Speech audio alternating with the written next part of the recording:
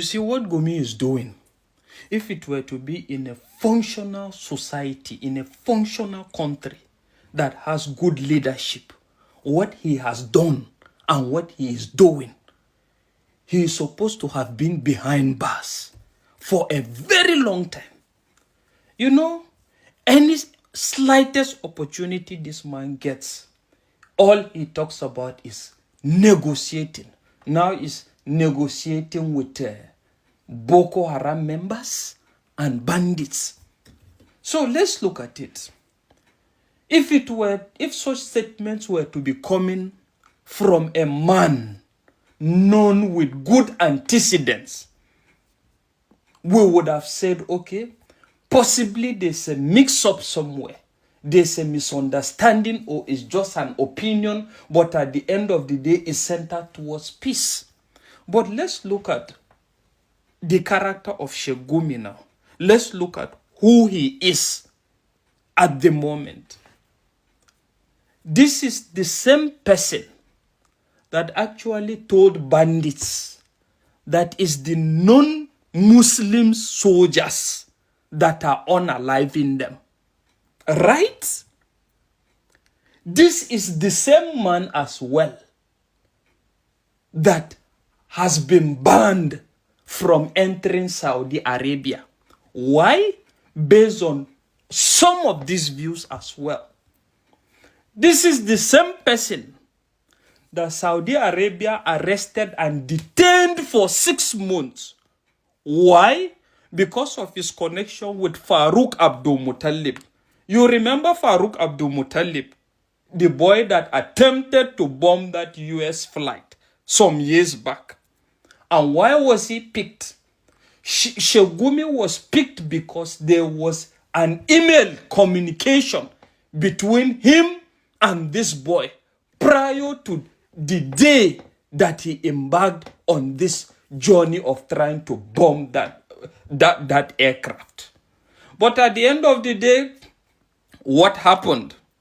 What happened was the excuse he was given was the fact that his dad is a prominent person. Farouk's dad is a prominent banker in Nigeria, and he contacted him for him to help de-radicalize the boy's mind. So that was the communication between them. So going by this now, we can actually establish that is to say, the father and Gumi actually knew beforehand that the boy was de-radicalized, right?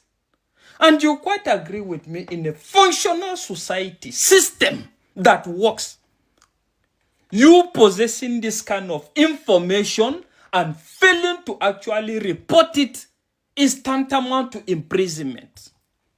But at the end of the day, after a long time, even with diplomatic engagement, at the end of the day was what secured the release of this Gumi from Saudi Arabia. Jonathan was the one that intervened, right? And this is also a man that, because the minister of FCT hosted the likes of, is it Israeli ambassador or whatever in his office, he referred to that kind of a situation as satanic. Right? And again, this is also the same person that also kicked against the federal government designating bandits as terrorists. So this is a man that this statement of negotiation is coming from. So I want to establish this so that people will understand his character well. And I wonder why, because, you know, his statements in regards to this negotiation, as far as I'm concerned, this is what it does. It gives these bandits hope that possibly one day the government will negotiate with them. Just like in his own words, just like the way Jonathan and Osibanjo went and sat with militants. But are we actually foolish not to know the difference in regards to the agitation of the Niger-Delta militants and that of the Boko Harams and the bandits? What are the Boko Haram boys all up to? They are all up to a system of what I call Nigerian Sharia, political Sharia, or extremism Sharia. A situation where everybody must live in accordance to what their God, their delusive God, has mandated everybody to. So my question is, how do you negotiate with this caliber of people? What do you have to tell them? You must definitely have something that is superior to that which their God, God that is ultimate, that they are ready to sacrifice their life for, has told them. You must tell them something more than that. So I wonder how somebody likened these two situations. The agitations of the Niger Delta was quite explicit in the sense that it was all about a situation of they are exploring oil in their lands. Their lands has been polluted, and evidently till today, companies like Shell or whatever are paying for the damages.